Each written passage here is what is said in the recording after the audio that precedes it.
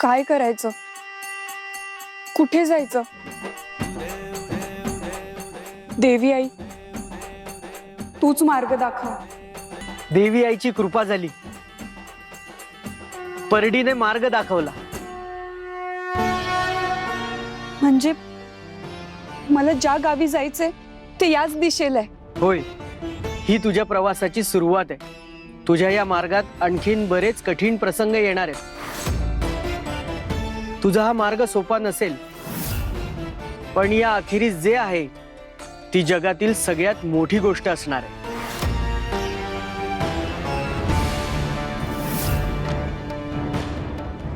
माझ्या मार्गात जे काही घडणार असेल त्याला मी सामोरं जायला तयार आहे.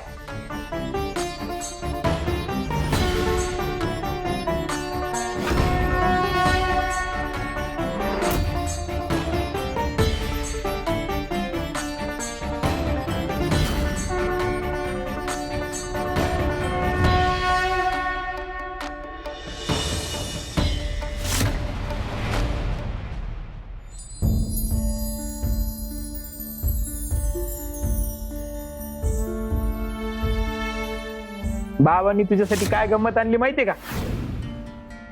हे बघ.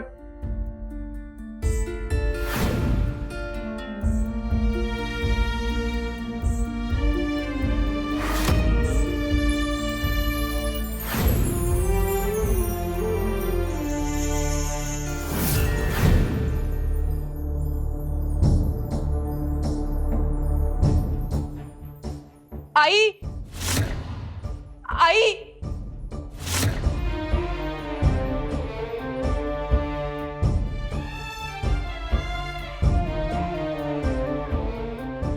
जगदंबा, अगं तू कुठं होतीस पोरी? किती शोधलं तुला. स्वतःचा शोध घ्यायला घरापासून दूर गेले होते आई. मी जेवढी जास्त दूर जात होते तेवढं मला हे जाणवत होतं की माझं सत्य तुमच्यापाशीच आहे. देवी आईने मला इथला रस्ता दाखवला. मी तुम्हाला दोघांना सोडून कुठेच नाही जाऊ शकत, हे कळलंय मला आता. भाई ग पोरी, माझी बी लय मोठी चूक झाली बघ. तुला लग्नासाठी जबरदस्ती करत राहिले. मला क्षमा कर. आई अगं, तुला माफी मागायची काहीच गरज नाहीये. नाही पोरी, मला बोलू दे. एका लेकीची आई म्हणून तिच्या भल्याचा विचार करत राहिले, पण मी जगदंबाची आई आहे हे ध्यानातच नाही राहिलं बघ माझ्या. तू सामान्य मुलगी नाहीस, मग मी सामान्य आई बनून कसं चालेल? पण आता मला माझी चूक कळलीये. आता पुन्हा असं काही नाही होणार माझ्याकडून. यापुढे तू म्हणशील ना तसंच होईल बघ. तुझ्या आयुष्यात तुला जे निर्णय घ्यायचे आहेत ते घे. मी तुला अडवणार नाही.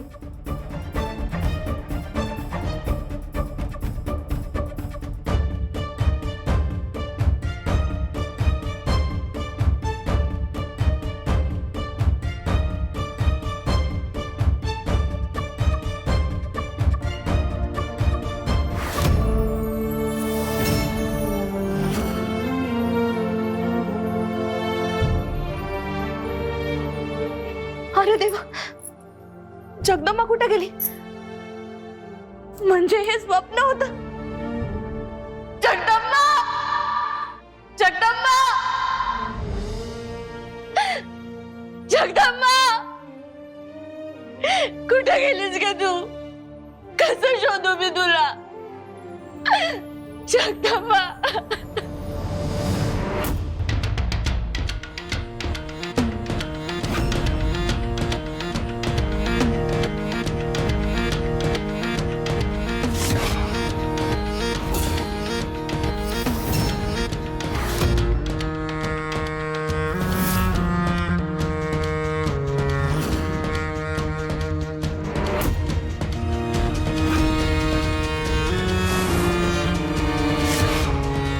जगदंबा नक्की कुठे आहे हे मला शोधून काढायलाच हवं.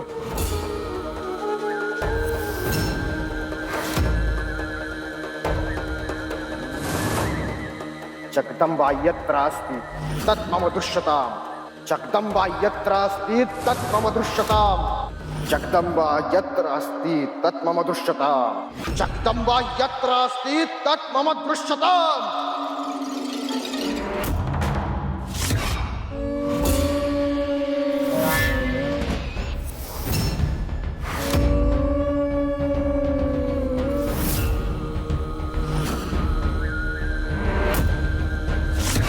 सापडला मार्ग जगदंबा आता ह्याच दिशेला सापडणार खरं तर मला सुद्धा माहिती नाही माझ्या घरी मी माझ्या आईवडिलांबरोबर खुश होते भिंगार गावात माझं आयुष्य खूप छान सुरू होतं माझ्या लग्नासाठी जो मुलगा बघितला होता तो सुद्धा माझ्यासाठी योग्यच होता पण एक म्हणजे मी महादेवांना मनोमन वरलं होतं आणि दुसरं म्हणजे गेले काही दिवस मला असं वाटत होतं की माझ्या हातून काहीतरी निसटतंय मला कशाची तरी ओढ लागली होती माझ्या आठवणींमध्ये काही भाग असे आहेत जे मलाच आठवत नाहीत आणि जे आठवतात त्याचा संदर्भ लागत नाही माझ्या आत खूप प्रश्न आहेत ज्याची उत्तर मला मिळतच नाही मी खरं तर तुला हे सगळं सांगतेय याला काहीच अर्थ नाही या सगळ्या मोठ्यांच्या गोष्टी आहेत तुला नाही कळणार मी लहान आहे पण मी मोठी आहे हो खरंय तू ज्या प्रकारे बोलतेस ना असं वाटतं की तू आजीबाईच आहेस मला अजिबात बोलू नको बरं बरं नाही म्हणत आजीबाई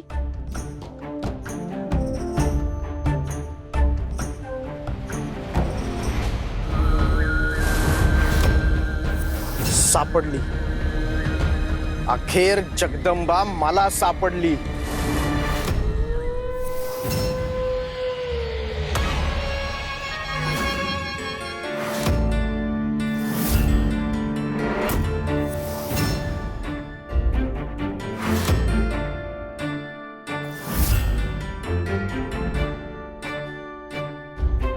गंगाई अशी का बसलीस काय झालं काय व्हायचं बाकी राहिलंय आता आपली सोन्यासारखी लेक आपल्यापासून दूर गेली हो माझ्यामुळं दूर गेली ती आणि आता मला माझी चूक कळली आहे पण आता लई येळ झालाय हो एखादं सपान पडावं त्याची जगदंबा आपल्या आयुष्यात आली होती आणि एका सपनासारखीच निघून गेली हो नाही असं नाही होणार आपली जगदंबा आपल्याला परत भेटणार आहे आपण शोधून काढू तिला अहो पण ती कुठं भेटल तो शोधाल तुम्ही तिला हे बघ मी आता याचा व्यापार करण्यासाठी गावगाव फिरलो आहे तिथं अनेक ठिकाणी अनेक लोकांशी माझे चांगले ओळखी पाळखी झाले मी त्या समध्यांना जगदंबाचं वर्णन सांगून ठेवलं एका माणसानं सांगितलं त्यानं जगदंबाला पाहिलंय म्हणून खरंच कुठे ती चला की मग आपण तिला शोधून आणू अगं त्या माणसानं गावाबाहेरच्या दाट अरण्यात शिरताना तिला पाहिलंय मी त्याला सांगितलं त्या अरण्याची माहिती असलेल्या लोकांना सांगून तिचा शोध घ्या म्हणून हो पण ती त्या अरण्यात का गेली असेल तिला काही झालं तर गंगाई अगं ती जगदंबा आहे एवढीशी होती तेव्हा एका भयंकर प्राण्यापासून तिनं गावातल्या पोरांचा जीव वाचवलाय अनेक संकट परतवून लावली आठवतंय ना आपल्या जगदंबाला काय बी होणार नाही आपली जगदंबा लवकरच आपल्यापाशी येईल आपण तिला परत भेटणार आहोत बघच तू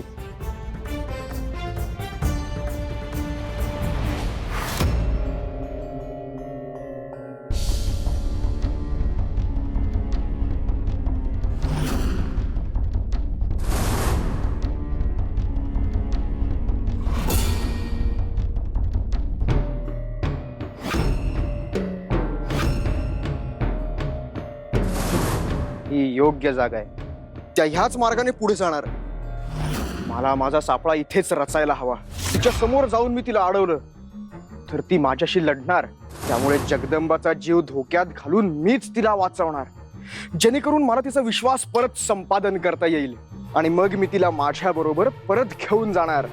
ज्या सामर्थ्याने मी महादेवांची गुहा बंद केली होती, अगदी त्याच सामर्थ्याने मी या जमिनीत एक अथांग खड्डा बनवेन, जो जगदंबाला माझ्या अधिक जवळ घेऊन येईल.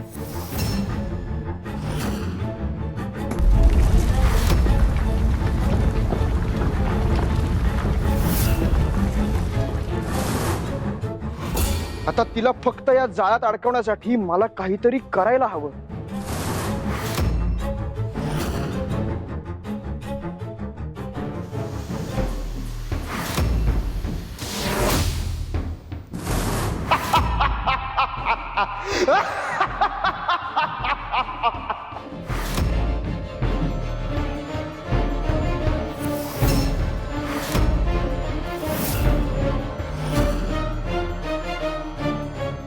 हे काय?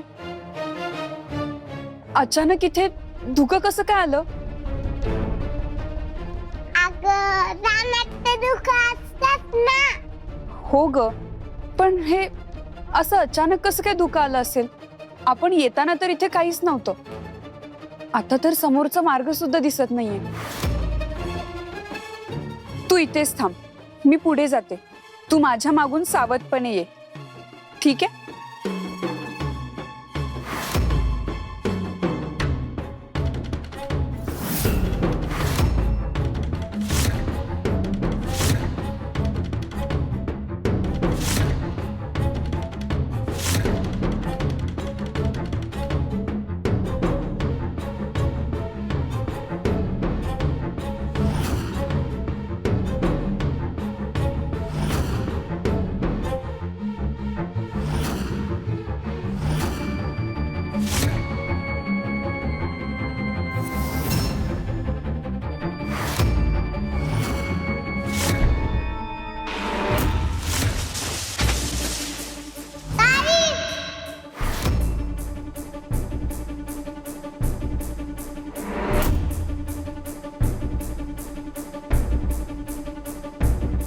तू तिथेच थांब, पुढे येऊ नको.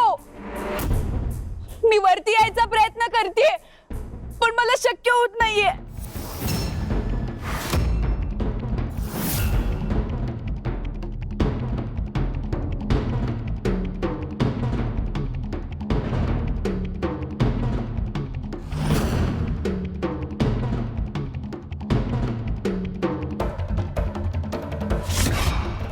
हा जादुई सापळा आहे. दुसऱ्या कोणाच्याही मदतीशिवाय जगदंबा या सापळ्यातून बाहेर येऊ शकणार नाही. आता मीच तिला मदत करणार.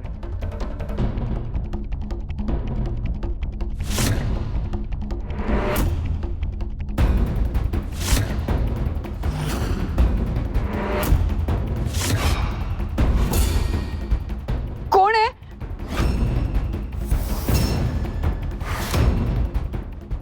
हा काय प्रकार आहे?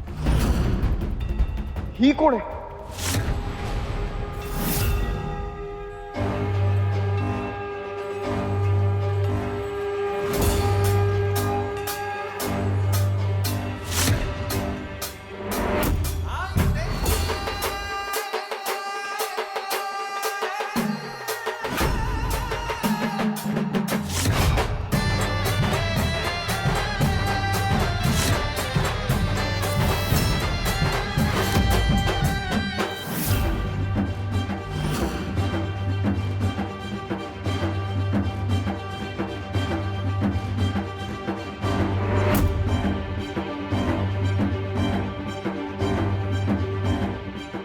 हे धुकं जगदंबाच्या वाटेत अंधकार बनवून येण्याचं काम करत होतं. हे आता तुझ्या वाटेत तोच अंधकार पेरेल.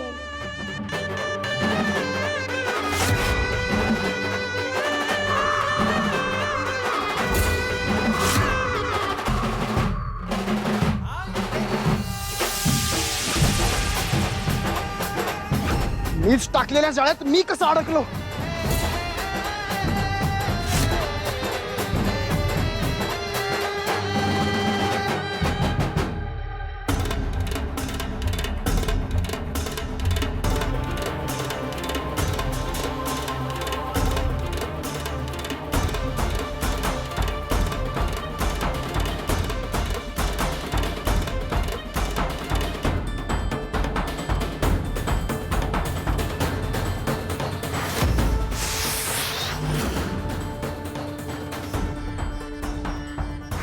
कुठे गेली जगदंबा?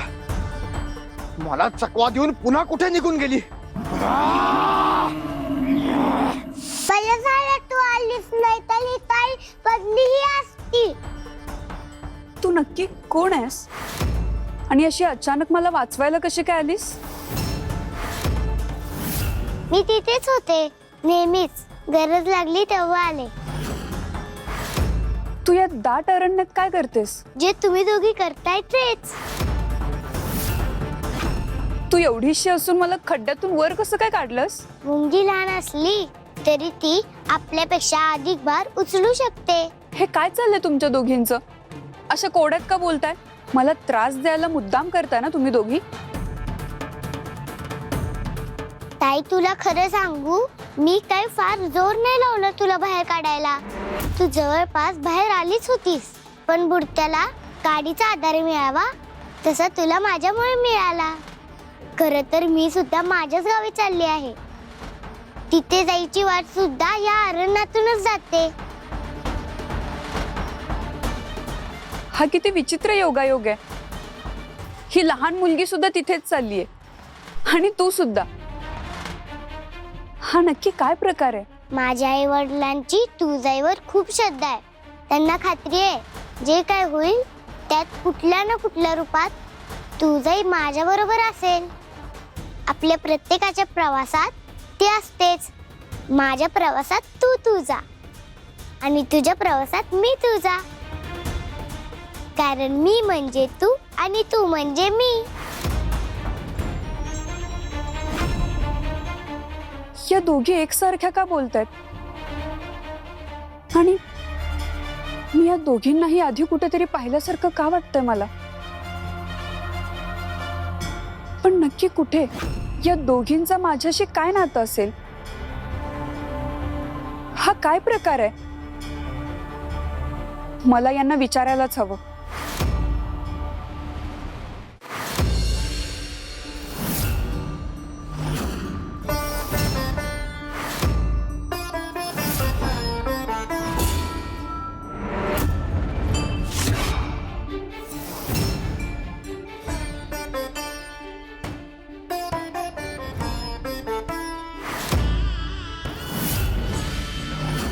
हे बघा, मी 2 रंगाचे मोती घेतलेत, एक पांढरा आणि एक काळा. हे दोन्ही मोती मी या बटव्यामध्ये टाकतोय. एक गोष्ट लक्षात ठेव, आता माघार नाही.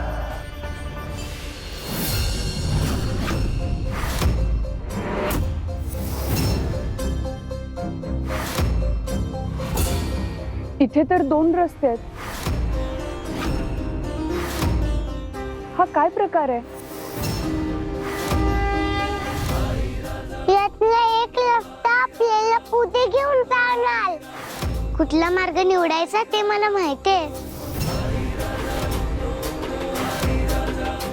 सांग बघू, कुठला मार्ग निवडायचा आहे? काळे आणि पांढरे मोती हे चांगला आणि वाईट दर्शवतात. काळ्या मोत्यांचा रस्ता म्हणजे वाईटच रस्ता आणि पांढऱ्या मोत्यांचा रस्ता म्हणजे चांगल्याचा. आपण याच रस्त्याने जायला हवं.